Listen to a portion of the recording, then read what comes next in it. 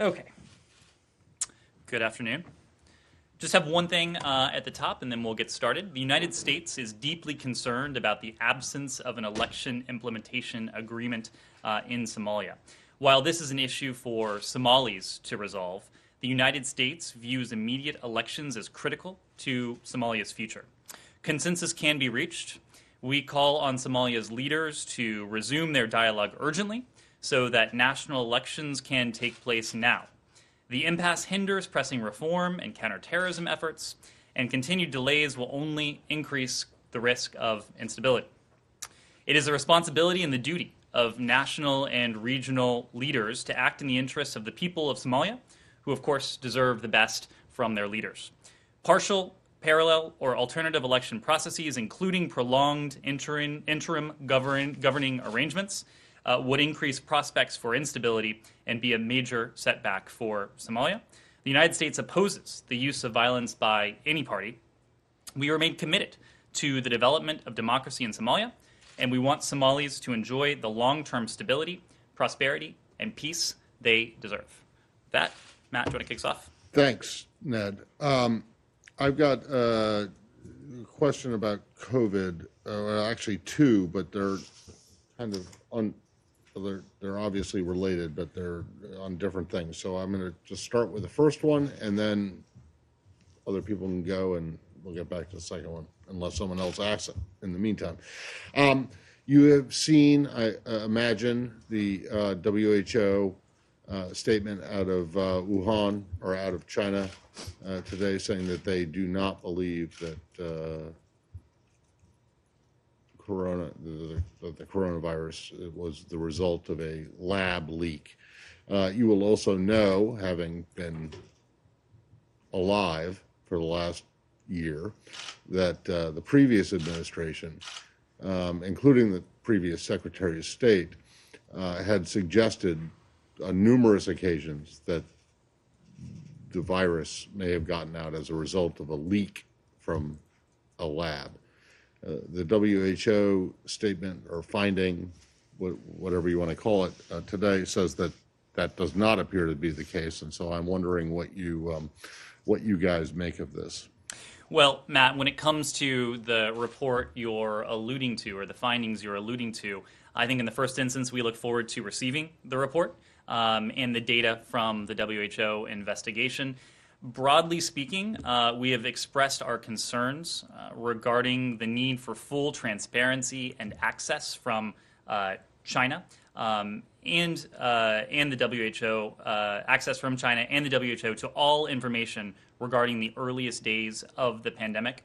It's imperative that the world learns as much as possible about the earliest days of the COVID-19 pandemic, so that we can understand its origins, and so importantly, we can prevent future biological catastrophes. Now, you referenced statements from the previous administration. If I'm not mistaken, I believe this department on January 15th put out a fact sheet, and in that fact sheet, it was not conclusive regarding the origins of the coronavirus. So where we are today is that we look forward to receiving this report and the full data, and to digging into that ourselves, knowing that we do need that full transparency. Okay, well, so you put a premium on full transparency thus far, and recognizing that it is not finished yet.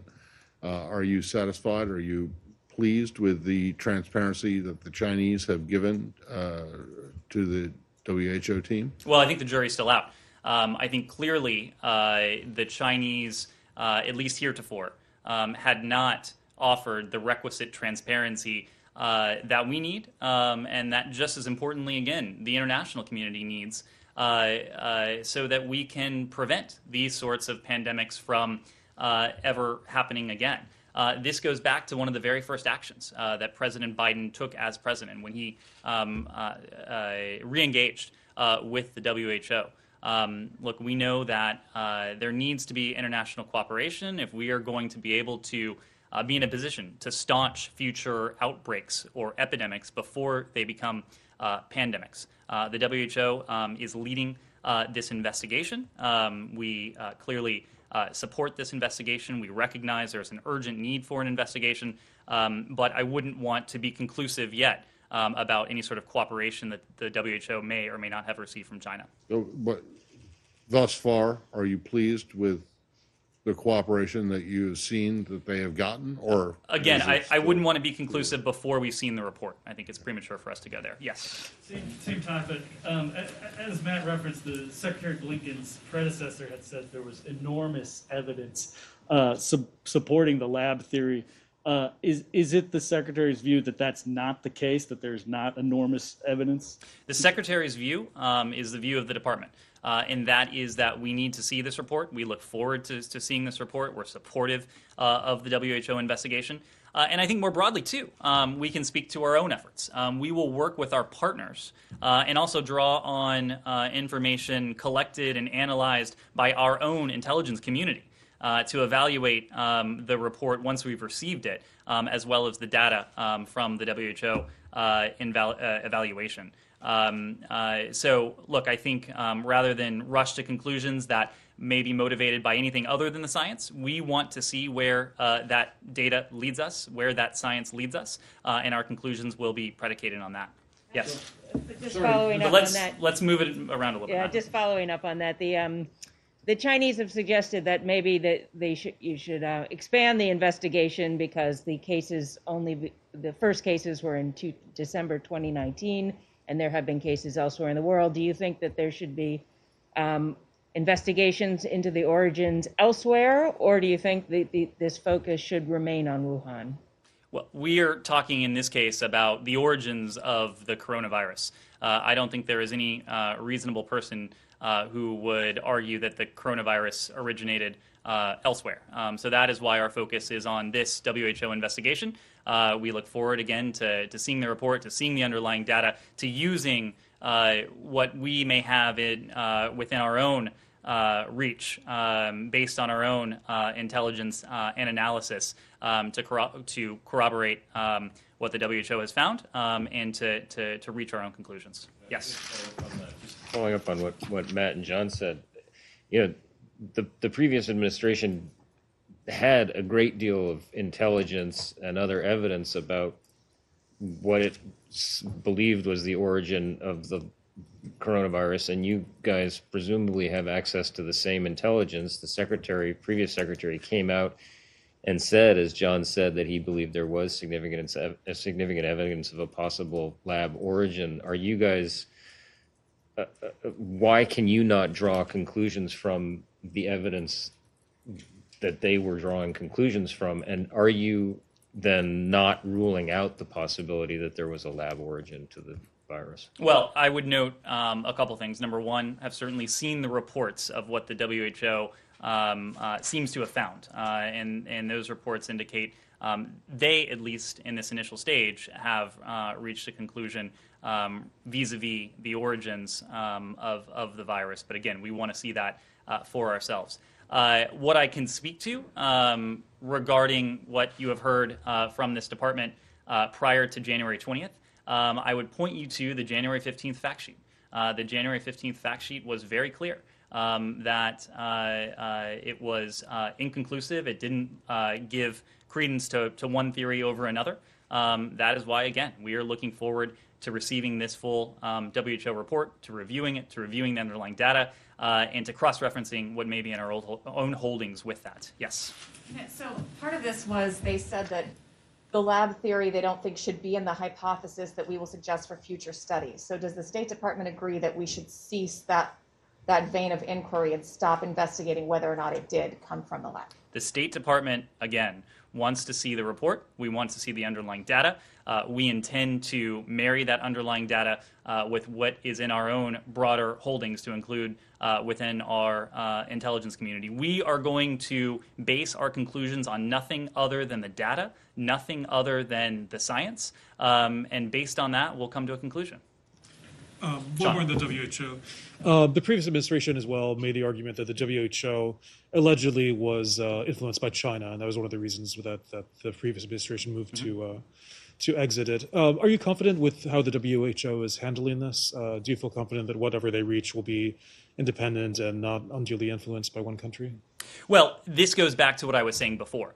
It also goes back to what I was saying yesterday in a very different context, that across the board, the United States believes as a general matter that when we engage, when we are at the table, we can help shape world events, we can help shape institutions. When we are not within the WHO, when we're not acting in that capacity, we don't have any influence to see to it that the WHO functions as the way it was intended to function, the way we hope it would, it should function.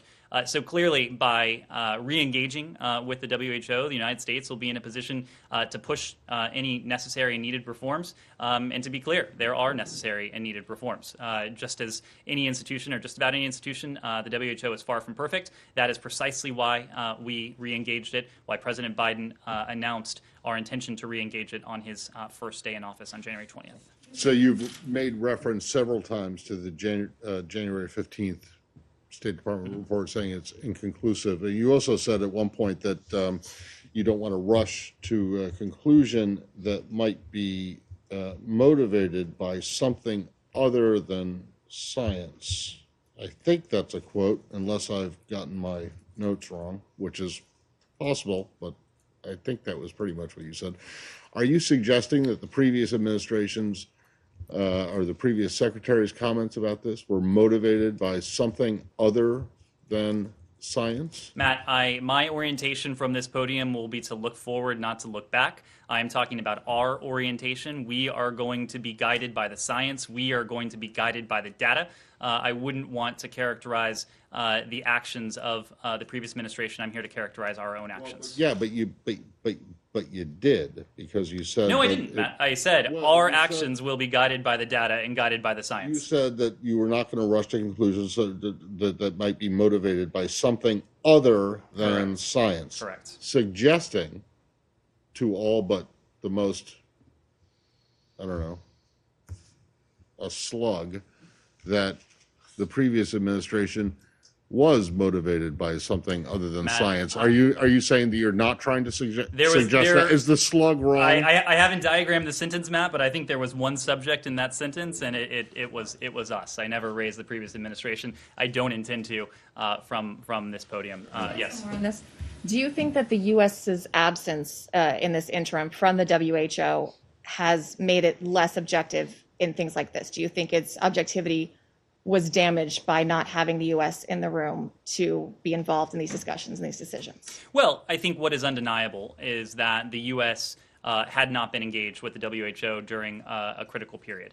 That is precisely why, on the campaign trail, then candidate Biden pledged to re-enter the WHO on his first full day. On his first day in office. That is precisely why, on his first day in office, he made good on that promise. Again, when we are at the table, when we are taking part, when the United States is present, when we're engaged, whether that's with the WHO, with UN bodies, with other elements, we can see to it that our interests and our values are there, that they are being represented. And I think when it comes to the WHO, that's precisely what we're going to do. Yes. During his confirmation hearing, Secretary Blinken said that the administration intends to join COVAX. Do you have any update on that effort and whether or not you provide a certain amount of funding for the vaccine distribution? So I don't have an update for you on specific funding. I think what I can say generally is that the United States will support multilateral efforts in the international COVID-19 public health and humanitarian response, including access to the COVID-19 tools accelerator and the COVAX facility. In addition, we'll also be taking steps to provide congressional appropriated funds to Gavi, which will support international vaccine procurement and distribution.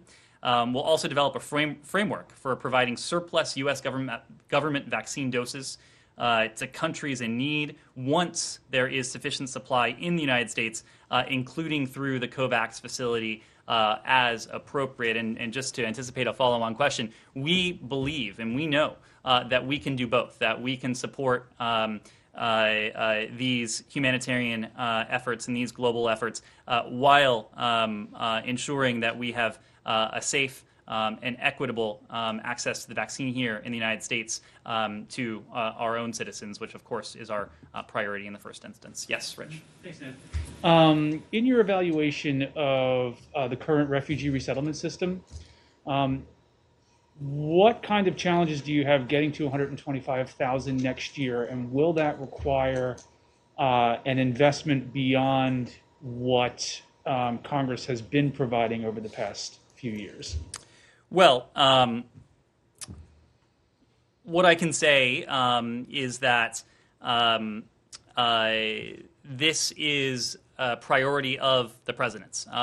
It is a priority of the president's because it is very much in our DNA to be a country that welcomes, that provides refuge, that provides safe haven to those in need.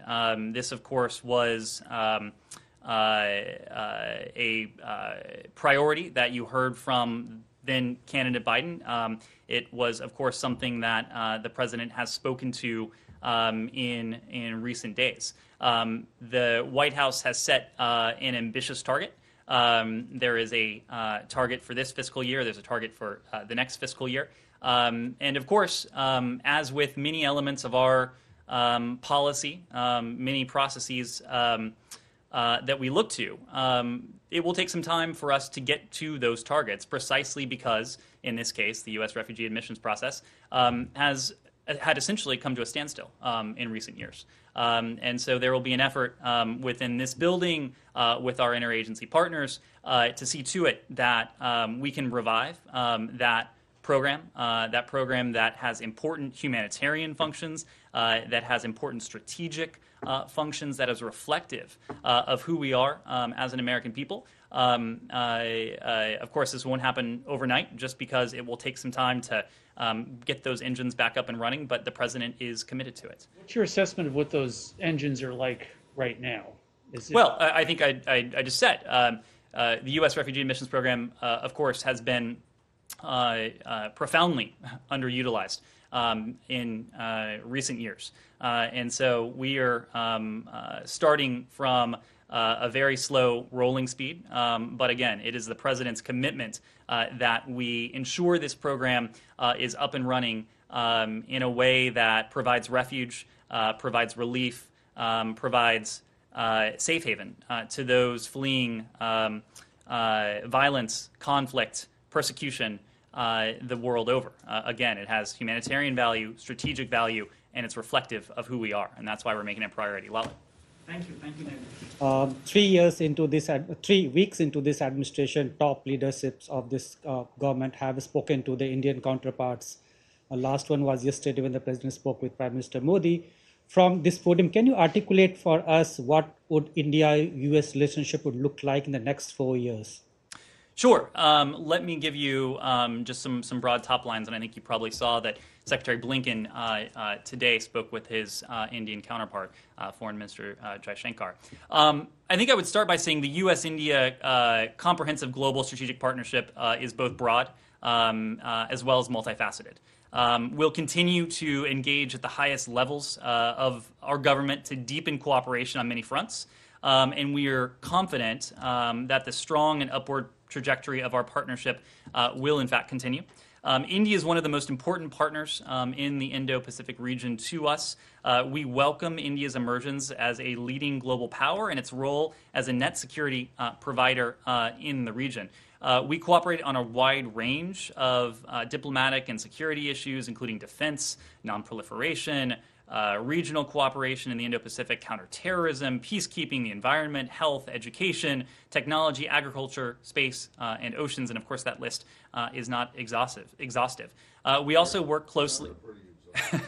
I could go on. We also work closely in international organizations, and we welcome India joining the Security Council in last month of this year for a 2-year term.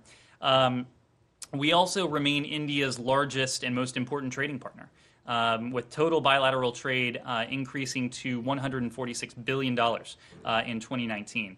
U.S. companies, of course, are a large source of India's foreign direct investment. And then finally, I would just highlight the people-to-people ties, the broad and important people-to-people ties across this country. Nearly 4 million Indian Americans call the United States home, contributing to their communities and proudly serving their country in uniform. One more question. Several leaders of the Democratic Party, including Congressman Pramila Jayapal, Vice President Harris in a previous role as a senator, have spoken and raised voice concerns about India's human rights situation, including the farmers' protest and previously Kashmir, CAA, and other issues, which was mentioned in Biden campaign's some of the policy documents. When Secretary Blinken spoke to his Indian counterpart, this issue was raised by him. Well, what I can say, and this applies not only to India, but to every partner of ours across the board, we are committed to supporting democratic values, including a free and open civil society and the strong rule of law. We regularly engage with the government of India, including, as you referenced and I alluded to today, on our shared commitment to democratic values. We believe it's the bedrock for the U.S.-India relationship. And it's actually in keeping, as you know, with India's own democratic values, its pluralistic values, and its history of tolerance. So we regularly engage with our Indian counterparts on. One more on China. In the last 1 year, China has aggressively tried to encroach upon Indian territories. What is the administration's position on that? Well, we're closely monitoring the situation. We note the ongoing talks between the governments of India and China, and we continue to support direct dialogue and a peaceful resolution of those border disputes. We are concerned by Beijing's pattern of ongoing attempts to intimidate its neighbors. As always, we'll stand with friends, we'll stand with partners, we'll stand with allies to advance our shared prosperity, security, and values in this case, the Indo-Pacific. A very quick one. Is a Quad summit in the works? So we don't have anything to announce at this time. What I would say generally is that the Quad is a key example of the United States and our closest partners, including in this case India, pulling together for the good of a free and open Indo-Pacific region. We view the Quad as having essential momentum and important potential, and that's why we're going to build on it by deepening cooperation on areas of traditional focus, and that includes maritime security, while also working closely with Quad partners to confront some of the defining issues of our time. That, of course, includes COVID-19, it includes climate, it includes, going back to our previous conversation, democratic resilience as well. Thank you. Yeah, sorry, Iran? Yeah, on Iran, yes. Iran, okay. Go ahead. Hi, Mohammed El Ahmed with Al Jazeera Arabic. So Iran's intelligence minister warned that Iran could seek nuclear arms if cornered by the West. So how do you respond to such threats, which is the first indication yet from Iran that it would seek obtaining nuclear arms if pressured more by the U.S. and its allies? Well, it's not yet clear to us that Mahmoud Alavi was speaking for anyone but himself. I would say that we, of course, took note of those remarks. They are very concerning. Would also note, and I referenced this yesterday as well, that Iran has an obligation under the Nuclear Non-Proliferation Treaty, the NPT, never, permanent prohibition to acquire nuclear weapons. And it reaffirmed that commitment under the JCPOA. I think that's where we leave our reaction. Yes. Yep. Do you have a response to the UN report saying that there has been cooperation between Iran and North Korea on ballistic missile development, and what is that? What conclusion do you draw from that about the possibility of cooperation with Iran? Do you mistrust their intentions even more given this cooperation? Well, I don't think it really changes our strategic orientation to Iran. You know, if the old adage is trust and verify, in this case it may be mistrust and verify. When it comes to this report, we've seen the press reporting, of course. We won't comment on a UN report that has not yet been published. But it is true that we continue to use a variety of non-proliferation tools to work to prevent the further advancement of Iran's missile program and its ability to proliferate this technology to others, including North Korea. And this includes working with our partners to stop specific shipments of equipment and technology to these programs, using our engagement in multilateral fora to raise awareness of Iran's missile activities, and to urge countries to take steps to address these activities, and finally imposing non-proliferation sanctions pursuant to our domestic authorities against entities supporting Iran's missile program. That's why we've also said that our goal is not only to have Iran come back into full compliance with the JCPOA, but then to use the JCPOA, which we would seek to, in the first instance, lengthen and strengthen as a platform for follow-on agreements to include other areas of Iran's malign activities, and that includes, of course, its ballistic missile program. Thank you. Yep. In terms of North Korea, could you give us an update on how much progress the administration has made towards working out its new approach to North Korea, and how it's going to convince the government there to give up its nuclear weapons? Well, we are now, a little over 2 weeks into this administration, so that would be my first stipulation. But I will say, when it comes to that approach, we will adopt a new approach that keeps the American people and our allies safe. And that will begin through a policy review of the state of play in North Korea. And we're going to do that in close consultation and coordination with the Republic of Korea, with Japan, with other allies and partners on ongoing pressure options and potential for future diplomacy. Our focus in formulating this new policy and approach and undertaking these consultations will be on reducing the threat to the United States and our allies, as well as improving the lives of the North and the South Korean people. And as I think you have heard us say before, at the core, we do remain committed to the denuclearization of North Korea, but don't have any additional details to read out at this time. Sean? Or North Korea? Is the administration concerned at all that a delay of engaging with the North Koreans could result in them doing something to get the United States' attention, testing a nuclear weapon or launching a delivery system? I think we would be more concerned with the prospect of not closely coordinating with our partners in this instance, of course, the Republic of Korea and Japan. You've heard us say it, whether it's North Korea, whether it's Iran, whether it is any other global challenge. In the first instance, we want to make sure we are on precisely the same page to make sure our allies and partners know that we are there for them, that we have their back, that we are on this diplomatic endeavor together. So that's our first. The U.S. alliances, when it comes to East Asia, but the Japanese, the South Koreans, not always on the exact same page when it comes to the North Korean threat. Mm-hmm. Are you getting the sense, as you're doing that outreach, that you all are on the same page? Well, that's exactly why we're doing it. I think the risk in moving too soon, whether the issue is Iran, whether the issue is North Korea, is that we don't bring along our allies and our partners with us. And it's very important that we do the diplomatic legwork, that before we undertake any approach, that we and just as that we know what our strategic objectives are. But as importantly, our partners and our allies also know what our strategic objectives are. And of course, the underlying goal there is to harmonize them, to make sure our approach is coordinated and, in turn, most effective. Sean? Sean? Sure. Could we go into Myanmar? No. To Burma? Both North Korea and Iran? Okay. Just for a second. You say a new policy and a new approach. Does that mean that we should not expect to see President Biden or Secretary Blinken flying to Asia, meeting with Kim Jong-un?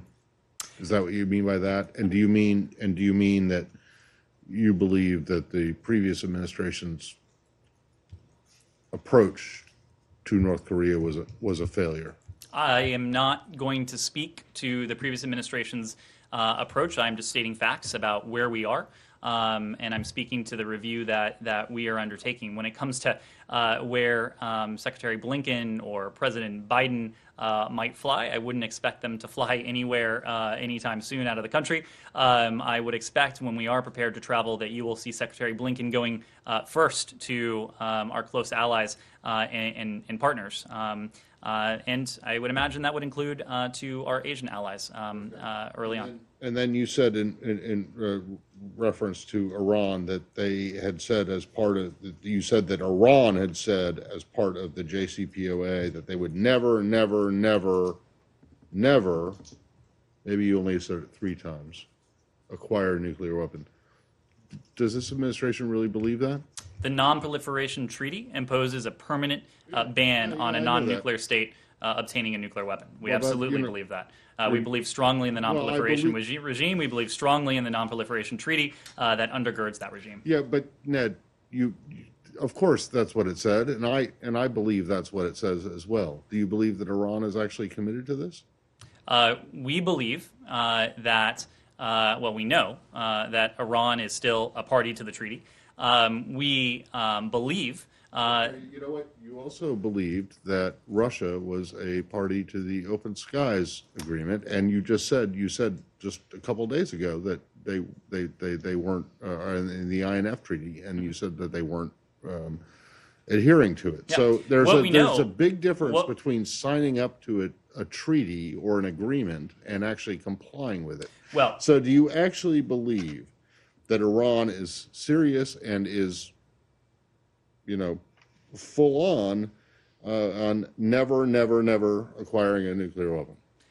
We know that is Iran's obligation under the Non-Proliferation Treaty. We also know, as we have discussed here, that Iran is far out of compliance with its JCPOA obligations. That is why we have continued to reiterate the point that Iran needs to resume that full compliance with its JCPOA obligations, and from there we'll pursue the path of diplomacy. Sean.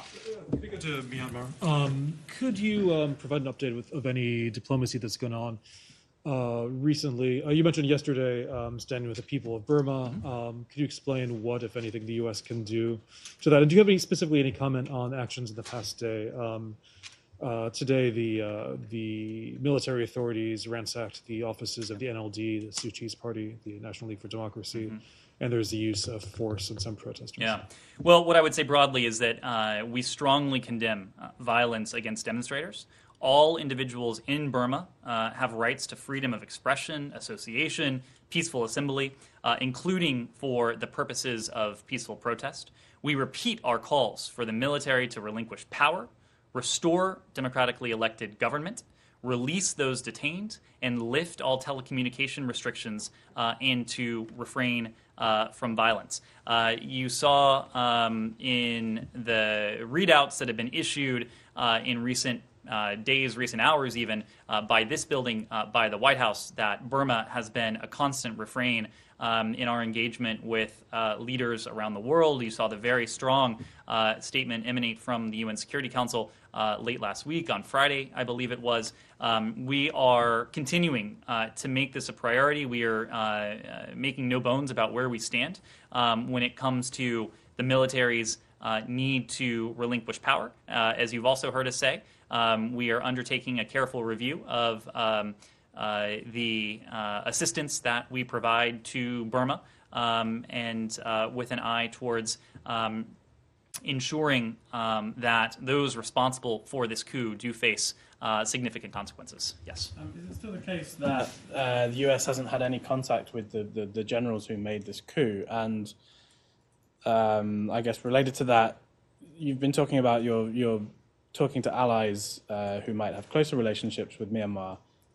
Do you know if any of those allies or any other countries you've been talking to have been able to talk directly to the senior general men online? So look, I will speak for this building. I think I said yesterday that we had made attempts, both informal and formal, to reach Aung San Suu Kyi in the hours and days after the coup.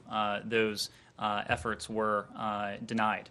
There are countries in the region that do have closer relationships with some of those behind these actions. I wouldn't want to speak for them, but I can tell you the international community is attempting every avenue to ensure that democracy and civilian leadership is restored in Burma. It's precisely why it has continued to be a refrain in the readouts you've seen from this building, from the White House, and why I expect you will hear more about our policy course of action in the coming days. Yes. Venezuela. A GAO report concluded yesterday that U.S. sanctions against Maduro's regime maybe have exacerbated the humanitarian crisis there. Is that going to compel the Biden administration to find another way, aside from sanctions, to force Maduro from power, even if they are targeted, as Secretary Blinken has suggested they might be? Well, what I would say in the first instance is that the U.S. is the largest donor of humanitarian aid for the Venezuelan regional crisis. We are committed to supporting Venezuelans who are suffering due to the crisis caused by the Maduro regime. The illegitimate regime's repression, corruption, and mismanagement have left millions of people in Venezuela in need of humanitarian aid, and it's created one of the worst migration crises ever seen in the Western Hemisphere. An estimated 5.4 million people have fled the country. We have been and we remain extensively engaged in the good faith efforts of the interim government of Venezuela to bring relief to the Venezuelan people who are struggling with poverty and health needs. And we do remain the largest donor of humanitarian aid for the Venezuelan regional crisis, having provided more than $1.2 billion to help people affected by the crisis, both in Venezuela and across the region. This amount includes more than $47 million in humanitarian assistance, specifically to support water and sanitation, case management, and disease surveillance in response to COVID-19. Sanctions, to your question, are designed to allow for the provision of humanitarian assistance and the commercial sale of export and export of agricultural commodities, food, medicine, medical devices to Venezuela. We do remain the second largest food exporter to Venezuela as well. President Biden, as I think you have heard him say in recent days even, understands the pain the current crisis in Venezuela is inflicting on Venezuelans and their families. We know that pain is the result of one individual and one regime, and that is the corrupt Maduro regime and the dictatorship of Nicolas Maduro. But given that the sanctions in this GAO report have actually been identified to exacerbate the humanitarian situation, has that changed your thinking on what exactly you might do that are aside from sanctions? We are always looking for ways to support the people of Venezuela.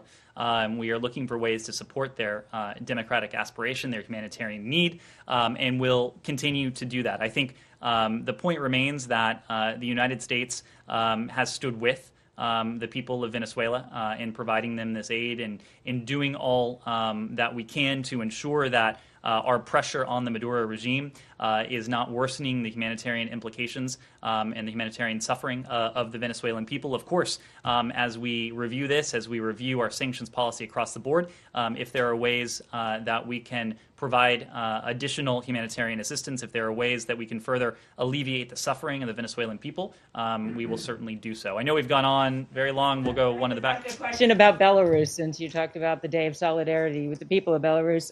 Is the new ambassador planning to go to Minsk to present her credentials to Alexander Lukashenko, or do you see her more as kind of an envoy to the opposition at this point?